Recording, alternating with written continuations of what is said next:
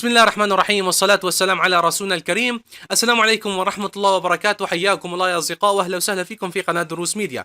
وأخيرا عندنا سكريبت الانتقالات الاحترافية للأدوبي بريمير مع حزمة عناصر وأشكال جرافيك، حركات وأشكال، وحزمة رائعة من المؤثرات الصوتية والسينمائية. معكم وجيه نجار، خلونا نشوف الدرس.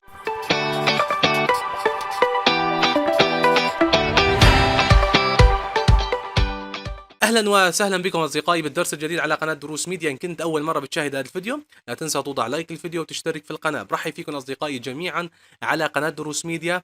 وبتمنى منكم مشاهده الفيديو للاخر، لان اليوم بقدم لكم سكريبت مجاني راح يفيدكم كثير كثير. هو من موشن برو، كثير انطلب مني في فتره التقديم على طلب مني طبعا سكريبت انتقالات يضل موجود معنا داخل الادوبي بريمير. تمام، هذا الموضوع كثير بيفيدنا وبيوفر علينا جهد ووقت وبيضيف لمسات ابداعيه لاعمالنا، فبتمنى منكم وضع لايك وزياده عدد اللايكات في القناه في هذا الفيديو لنوصل ل 500 ل 1000 لايك. تمام يا اصدقاء، فانا ان شاء الله مستمر معكم في تقديم كل ما هو موجود بيساعدكم في عملكم. فاليوم هذا سكريبت موشن برو معروف، في حزمة ضخمة من الانتقالات الاحترافي بتضل معك في البرنامج دائما. راح اشرح في اخر الدرس كيفية التنصيب. تمام، فانت عليك هلا نبدا، خلينا نشرح ونشوف كيف بتشتغل هاي. اخر شيء بذكر كيف نحن بدنا ننصبها، فضروري انك تشاهد الفيديو للاخير. فنبدا في الادوبي بريمير. انا فاتح ادوبي بريمير فعندي شوية مشاهد. المشاهد دائما اللي بطبق عليها انشأت سيكونس، فاخذت المشاهد حطيتها على التايم لاين لحتى اشوف هلا هاي الحزمه. تمام، من الاضاءه هاي حزمه سكريبت الانتقالات احترافي مع عناصر جرافيك واشكال وحركات ونصوص. تمام، فعندي هاي المقاطع هاي الطريقه. عندي هذا المقطع الرياضي. تمام، هلا يعني عم نكون مشهد على التعيين، اي مشهد سواء كنت مقدم برامج يوتيوب، قنوات يوتيوب، اي برنامج معين. هذا السكريبت كتير راح يفيدك، وهي الانتقالات راح تضل ملكك في برنامج الادوبي بريمير. انت عم تشتغل فورا بتضغط على السكريبت بتفتحه وتبلش شغل. بنروح من ويندوز بعد ما ننصبه، هلا راح اذكر باخر الفيديو طريقة التنصيب. بنروح من ويندوز ل موشن برو. تمام، موشن برو 3.2.1. بسحبها بحطها هون، بحطها بيمين النوافذ بهاي الطريقة وبنظم أعماله. تمام، بنظم الواجهة بهاي الطريقة مشان أحسن اشتغل. أول شيء يا أصدقاء أنا راح شوف بالنسبة رح استعرض. فإذا رحت لهذا المجلد هوني بستعرض المؤثرات الصوتية 750 مؤثر صوتي وسينمائي رائع جدا بكافة الأنواع. تمام، وخاصة للموشن جرافيك بيصير معك. فأنت بعد ما تنتهي من الأفتر ممكن تدخل الفيديو لك في البريمير وتبدأ بوضع المؤثرات الصوتية. تمام، هلا ممكن أنا هوني ما تنسمع لأن المايك ما بياخد من داخل اللابتوب، راح يشتغل برا المايك يعني الصوت. تمام، فبنستعرضها بشكل سريع. تمام، عندنا هون يعني كل مجلد نضغط عليه يعني في مجلدات كتيرة. تمام، فعندي هون كل هدول الانواع للجيم، للجليتش، للامباكت، للليف، للنيتشر، كله. تمام، فاذا بدك تضغط فقط تضغط على ابلاي لحتى تفعل باي مكان موجود محل ما انك واقف في المؤشر. كل هاي انواع يعني اوديو، باك، امباكت، هيت، دارك، كلها كرتون، يعني دقات موسيقية، ملحمي، سينمائي. تمام، كل شيء. فأي صوت أو بس أنت استعرضته وحبيت تضيف أي شيء يعني لمونتاجك أنت وعم تشتغل.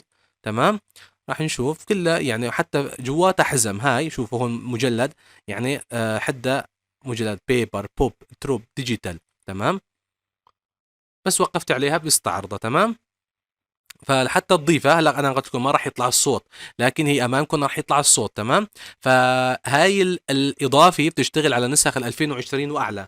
ممكن تشتغل على 19 بعضها لكن ما جربت، لكن تشتغل ان شاء الله على 20 واعلى.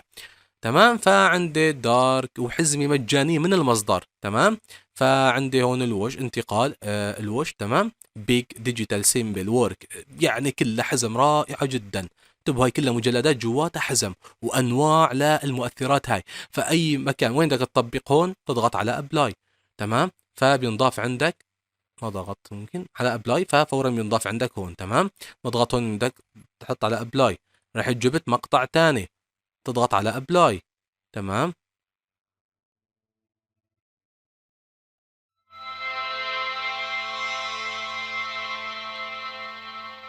تمام، هاي ممكن تستخدمها في المونتاج.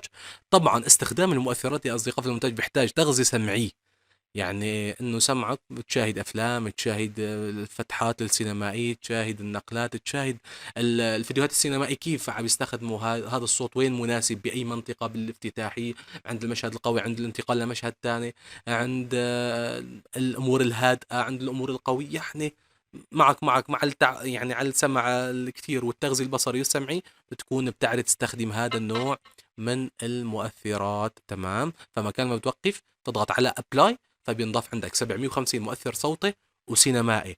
تمام. طيب أما الحزمة الثانية يا أصدقاء واللي هي الانتقالات وباقي الأمور. الانتقالات بس بنجي لهون لهذا المجلد، تمام، بالحزمة بنجي لهون فري بريسيت، نضغط عليها فبيفتح لي القائمة المجانية. نحن أول شيء رح نستعرض اللي هي الانتقالات. تمام. الانتقالات الاحترافي للادوبي بريمير، هذا السكريبت بس نصبته بيضل معك دائما. وهي الانتقالات اللي جواته، كل هاي الانتقالات اللي جواته انتقالات احترافي. تمام. كل هاي الانتقالات بتضل ملكك وبتضيفها مثل ما بدك. كل هاي تمام. حزمة رائعة جدا واحترافي من الانتقالات، وبتنضاف معك بسهولة. تمام. فبتوقف بين مشهدين وين بدك تضيف. تمام. هوني تمام. بتروح مثلا بنشوف القسم الاول فقط، بتشوف مثلا هاي او اي قسم مثلا لايت ليكتس هاي. تمام. تضغط على ابلاي وبتنتظر دقيقة، بس مو دقيقة يعني، بتنتظر قبل ما يطبق الانتقال. تمام. فبيطبق عندي يا اصدقاء بهاي الطريقة. تمام. طيب راح اتراجع، راح احذف الانتقال وجرب انتقالات تاني. تمام. بس بتوقف بين المشهدين. تمام. بتشوف الانتقالات اللي بدك اياهن. لاقوا مثل هون عندنا اوف سيت او باونس اوف سيت، يعني مع رجي، ازاحه مع رجي. تمام. ابلاي.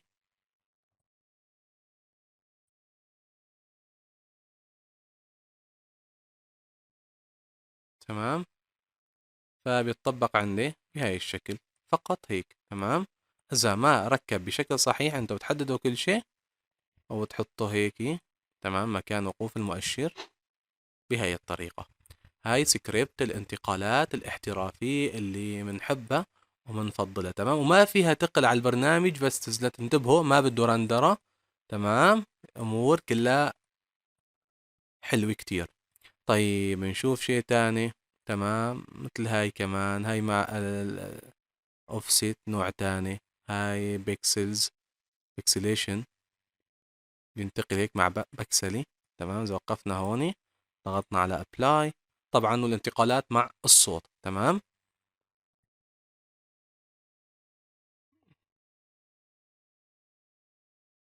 فورا بيطبق معك، فبتشوف.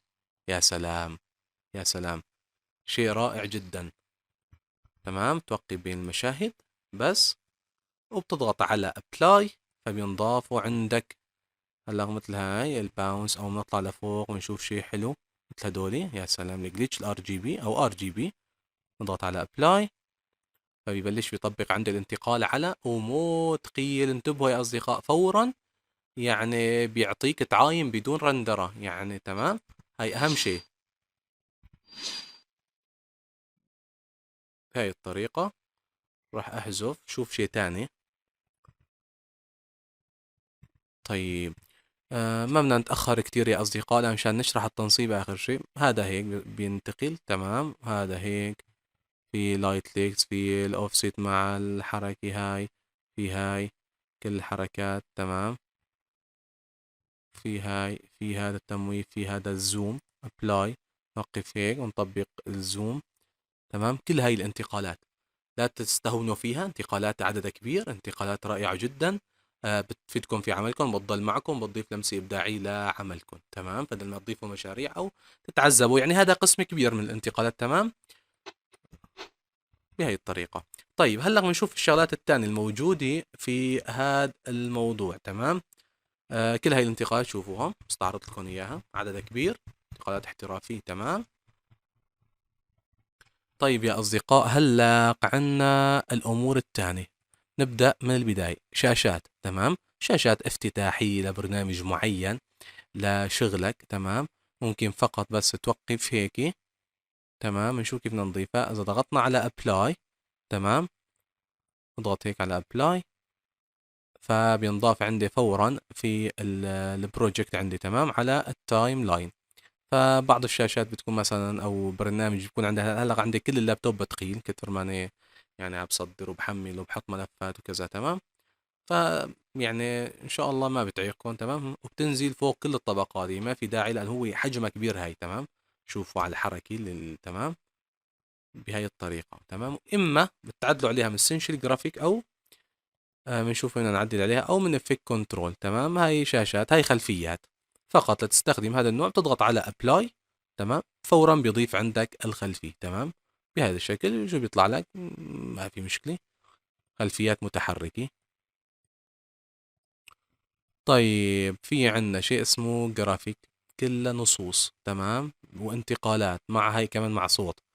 كل هاي الحركات، تمام، كلها ممكن تضيفها وتستخدمها في عملك. هاي القائمة الجرافيك كلها حتى فيها شوية انتقالات، تمام. هاي تايبوجراف، نصوص، تضغط على ابلاي فبينضاف عندك النص هوني، تمام. منين بتعدل عليه؟ تضغط عليه، تختار سكيل تو فريم سايز، تمام. بنروح ل افكت كنترول، بنصغر النص هيك، وبنروح لقائمة essentially جرافيك من ويندو، بنروح لاسنشلي جرافيك، تمام. رح تفتح عنا هون، فبحسن بغير النص من هون باستخدام برنامج خارجي، وبغير نوع النص والألوان، تمام، بهاي الطريقة. طيب خلونا نصغر هاي القائمة شوي ونكمل شغلنا. هاي بالنسبة للتايبوغراف، هذا هون المسج، تمام. هون انتقالات، تستخدم ما بين المشاهد، كمان هذا النوع سهل جدا استخدامه، بس بتوقف كمان بين المشهدين وبتضغط بدك هاد، أو توقف هيك بترجعه يعني بهاي الطريقة. ممكن تختار انتقالات تانية، يعني هون عندنا موبايل، هون عندنا نصوص. طيب خلصنا من قائمة الجرافيك. في عندنا هاي القائمة كلها يعني سيستم، أنظمة وما شابه، كلها حركات وأشكال أنظمة. سيستم، تمام، بأشكالها وحركاتها. كول أوتس، هاي كمان لوصف المنتجات أو للتتبع لشيء معين. كمان إضافتها بالضغط على أبلاي، والتعديل عليها من قائمة Essential Graphic، تمام. وتصغيرها من Effect Control، وضعها يعني على العنصر اللي بدكم إياه، تمام. ها عندنا هون أسهم. طيب عندي هون ترانزيشن، حكينا عن ترانزيشن. عندي هون موشن، حركة، تمام. ممكن بس تحطها فوق، هاي بس تعمل لك هيك حركة، حركة كاميرا، تمام. شفتوا كيف بيتحرك بهاي الطريقة. عندي، تمام، عندي جرافيك خالصة. أخذنا الجرافيك، أخذنا هاي. عندي هون كمان هاي كلها أمور خاصة بالأنظمة والتكنولوجيا وما شابه. عندي الكول أوتس خالصة، الموشن، الفيو، تمام. هاي إنه بتحسن من خلالها كمان. تضغط على أبلاي، يعني بتضيف لك شيء فوق شاشتك. بهاي الطريقة بتصير بتشوف. بهاي الطريقة بتفيدكم في برامجكم كلها إن شاء الله. هاي الحزمة، تمام. رؤية، فيو، يعني من خلال شيء معين. هاي عدسي، تمام. في عندي الجرافيك، خلفيات، شاشات، فول سكرين. هون عندي هاي كمان شيء افتتاحي، تمام. فهي هي أهم شيء. عندنا الانتقالات كمان، وعندنا المؤثرات الصوتية، وعندنا باقي الأمور، تمام. فبتعدلوا على النصوص من قائمة Essential Graphic، واللي ما بيتعدل ممكن تلاقوه بإفكت كنترول. فحبيت أقدم هاي الحزمة يا أصدقاء. بالنسبة لتنصيبها، أول شغلة بتحمله بالتنزيلات عندي، بتحمله الإكستنشن. هاي رح أحط لكم رابطة، هاي موشن برو إكستنشن، يعني هاي 3.2.1. هاي أول خطوة بتحملوها. بعدين بتحملوا الزي اكس بي انستولر، يعني هاي اللي بتنصب الإضافات هاي بالإكستنشن في البريمير والأفتر إفكت. تحملوا هاي.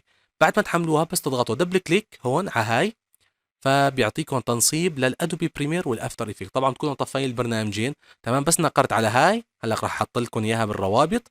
بعدين بتنصب اوكي. بعدين شو بتعمل؟ عند الحزمة المجانية هي اللي أنا استعرضتها كلها موجودة هم، تمام، بمجلد اسمه بريسيت. تمام، هذا هي بتنسخ 3 مجلدات هاي نسخ، وبتروح للمستندات، بتروح لشيء اسمه موشن باك. إذا ما كان موجود ملف الموشن باك بتكتب نفس الكلمة موشن باك وبتلصق الملفات جوا هون. تمام، ليك هون اسمه الباكج، يعني مكان الباكج اللي لازم نحطها، غير هيك بصير معك مشكلة في البرنامج. تنسخ المستندات موشن باك وبتحطها. تمام، هلق أنا راح أحذف مشان أفرجيكم كيف راح أضيفها موشن باك. تمام، هي عفوا. فإذا فتحت هوني، إذا رحت لهاد، فإذا اخترت هيك راح أول ما يطلع لكم، راح يطلع لكم مكان إنه مثلا أول ما تفتحوا الموشن باك بيطلع لكم هيك. تمام، هيك بيطلع لكم هاي النافذة إنه وين الملفات الإضافية اللي أنتم ضايفينها. بتروحوا للمستندات، بتحددوا موشن باك وتختاروا سيلكت فولدر. تمام، فأنت هلق إذا غيرت، إذا كتبت هلق راح أحذف كل شيء. تمام، بهي الطريقة راح ما تلاقوا شيء موجود. تمام، حتى هاي راح احذفها، هاي الثانية ما موجود شيء. تمام، راح اروح لهوني اكتب بس. تمام، وروح للمستندات، حدد موشن باك سيلكت فولدر. تمام، فبيعطيني هون انه بده كود، الكود ما حاطط لنا اياه بما ان الحزمة مجاني. تمام، نرجع نحدد هذا موشن باك مشان اضغط. تمام، بهاي الطريقة. فبختار كيت، هاي بختار جيت يعني الذهاب لتفعيل الكود، وبنتظر شوي وبضغط على الجنبة وبضغط عليها هيك لحتى يفتح لحاله.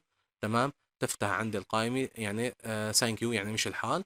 تمام، حتى هاي الثانية إذا أعطاني الحزم الصوتي، فبروح لهوني للحزم هاي بلاقي فري بريسيت و 750.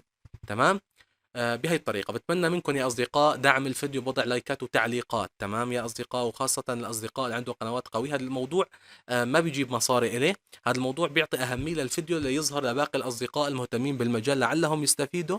تمام، كان معكم وجيه نجار من قناة دروس ميديا، والسلام عليكم ورحمة الله وبركاته.